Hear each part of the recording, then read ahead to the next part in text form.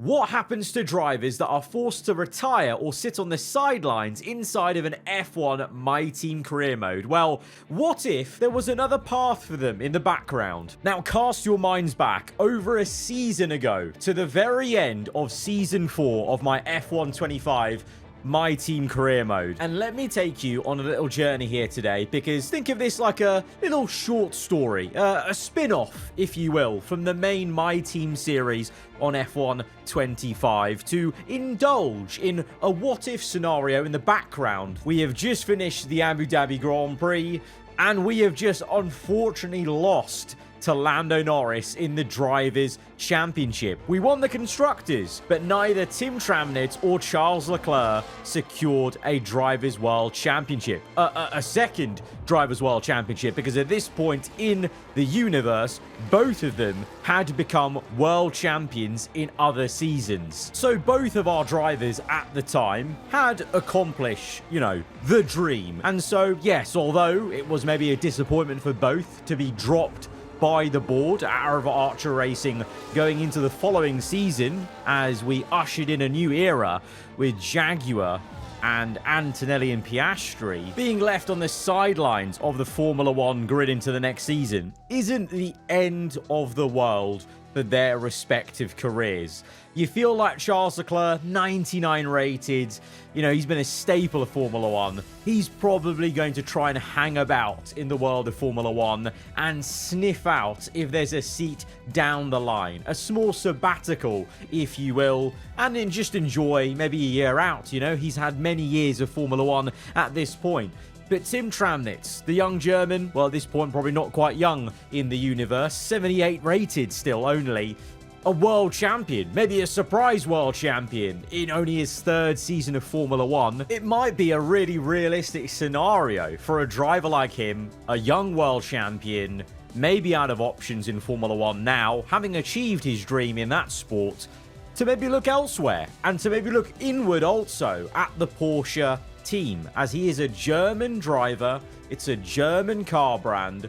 And so what if Tim Tramnitz cut his losses in Formula One but kept a working relationship with Porsche, the engine supplier of Arrow Porsche Racing at the time, and looked inwards at their motorsport program?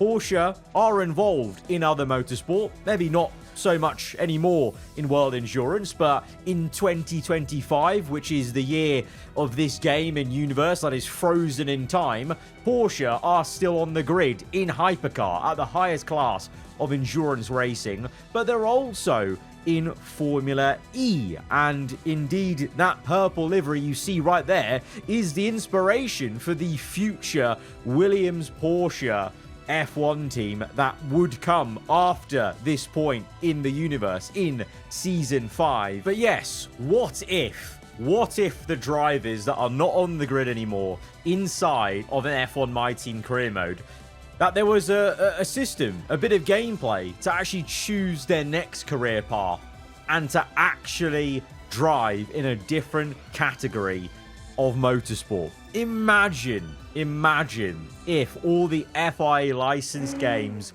were together under one roof and you could simply select the menu option and dive in, and all of a sudden it's the next year in game. We are once again driving as Tim Tramnitz. We are driving a Porsche race car, but it's not the Arrow Racing F1 car. It is the hypercar, and we are getting ready to go for the next season, the first round at Qatar, and our new career path away from Formula One begins. And it's quite poetic, actually. A German driving a number 5 red car almost brings a tear to your eye, doesn't it? As we get ready to go on the formation lap, holding the speed. It's a very different procedure to Formula One. It's a rolling start here in Losail, and we have got a 10-minute race coming up to simulate this first round. And I mean, look at this insane run down to turn 1. The V12 Aston Martin Valkyrie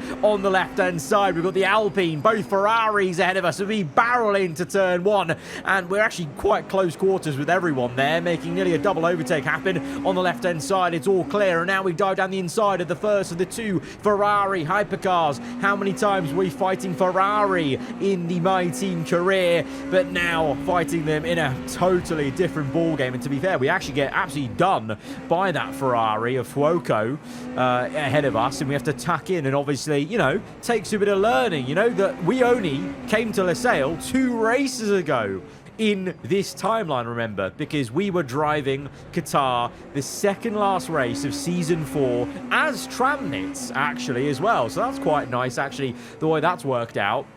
And so we returned to Qatar only a couple of months later in the timeline of this universe, of this career of Tramnits, and it's in a very different scenario, very different car, and obviously certainly a different way to drive Losail compared to the F1 car we were just in 2 races ago in the shoes of Tramnit. So much so that I've accidentally put on the speed limiter for a second there. You know, it's all very new. It's like, you know, a load of different buttons you have to learn, and it takes them getting used to. You know, these corners that are flat on F1 25, we're lifting off, going down to 3rd gear to get this Porsche turned in, but we're gaining on the top 7. We've made good progress, 14th to 8th on the opening lap, so we're no slouch, and we've still got those skills from our F1 career boding well here in hypercar class, as we're gaining on a 3-car fight this is between the Ferrari, Alpine and Peugeot. We're going to take it easy and just suss out when an opening is there, as the Alpine and Peugeot side by side. The Ferrari goes in. The Peugeot's actually had an absolute mare. The Peugeot slow as anything, and the Ferrari and Alpine get through, and of course ourselves, as on the outside we are leaving a bit of room. I must say on Le Mans Ultimate, the radar here in the middle is really quite useful, especially in this class of car where it's so big. It's very tough to really figure out where the outside bits of your car are. The radar is really necessary as we get it down the inside of the Ferrari. Nice little aerial shot on the inside. Caught him napping a little bit, the Ferrari there. I've got to be honest, really didn't expect the move to happen, and I didn't expect the move to happen on the Alpine coming up, as on the outside we're just trying to get on throttle in 2nd gear. We nearly push him through the corner, not quite getting the move yet, but we will set this move up. But that Alpine, I've got to say as well, in hypercar, bloody gorgeous. I cannot find the reasons why Alpine can't have the same aura they do in hypercar in Formula 1. Actually, I do know the reason. It's a little thing called BWT, but there we go. Especially those Alpine, you know, rear lights. Insanity. Whoever came up with that idea, they've cooked. They absolutely cooked. And they're still running it, and it's still gorgeous as ever.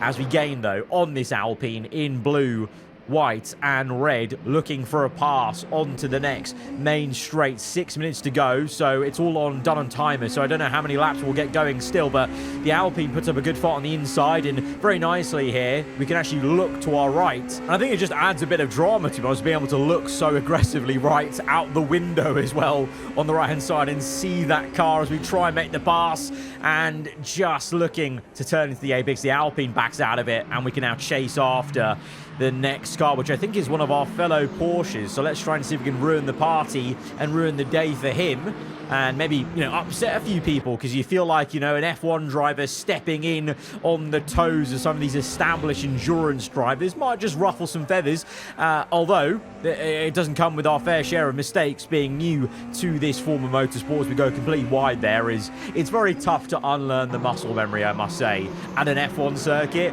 from how an F1 car drives around here. Your instincts, you know, how many years have I been doing Losail now on the F1 game since it came in? The muscle memory doesn't go away. It's just so natural to flinch at certain points and not brake until a certain point, and this car is just not that same sort of car, so we have to really adjust ourselves in terms of letting off throttle, letting the car roll in a lot more and just kind of maintain momentum, sometimes going down one more gear than you think, not going up a gear where you think you should, because you're going to have to brake anyway. You know, case in point, this entire section is so fast in the F1 cars, and then here it's actually more of a actual challenge and actually more of a set of corners really to line it up as we're closing on the BMW. And, well, our fellow Porsche ahead of us is being a bit slow to make a move here, so I fancy my chances of getting up into P4 and then looking for the podium. The two Toyotas, 1 and 2 right now. How real is that really quite realistic? I feel like currently at the moment the WEC BOP seems to be just obliterating Toyota down into nowhere, so I don't really know how realistic it is for the two Toyotas to be 1 and 2, although it is a brand new season, so maybe in this universe the FIA have actually sorted the BOP and Toyota aren't put into oblivion as we get the move on the inside of our fellow Porsche, get up into 4th place and looking for the move on this BMW for 3rd place. BMW are another brand we were familiar in the series. They were in Formula 1 in our My Team career mode and then exited Formula 1 after a disastrous spell. And speaking of, obviously, at this point in the year, it's late Feb, and it's only a couple of weeks until this first race of Season 5 would be kicking off a new era for Porsche in Formula 1 with Yuki Tsunoda and Paul Aron in the Williams team in purple. And we have got our own new era of Arava Jaguar racing with Oscar Piastri and, well, little do we know, the champion-to-be Kimi Antonelli as an AI driver having a very strong start here in P5. But, yeah, just setting the scene and the context of this alternate what-if spin-off, you know? This would have been only a couple of weeks after our race as Tramnit at Qatar. Speaking of getting back to that, throwing that back to late Feb in the year, we're actually now side by side with the Porsche as he's come back a little bit, and to be fair, we got caught napping, you know, endurance racing. That's one of the things that's crucial, is you have to maintain concentration, and that's tough for your boy when there's no car ahead of you. You guys know, I've said it many times, I always drive better when I've got a target, when I'm chasing something, when I'm just driving into clean air. It's so tough to stay consistent on the F1 game, let alone here in a hypercar in World Endurance. It's a different kettle of fish, so a little bit of a lapse of concentration, but we managed to re-overtake and get up back into 3rd place, and now we'll get our head down and drive into the night as nighttime falls by the end of this race. And this is something that's completely alien to me and to Tramnit at this point from Formula 1, is lapping other cars that are in a totally different class of motorsport to us as we get past the GT3s, I think that is, isn't it? As we go through the final 2 corners, the two Toyotas were too tough to beat today. 1 and 2 for them, GG's. But this is going to be a debut podium for Tim Tramnit and us in WEC in the hypercar class.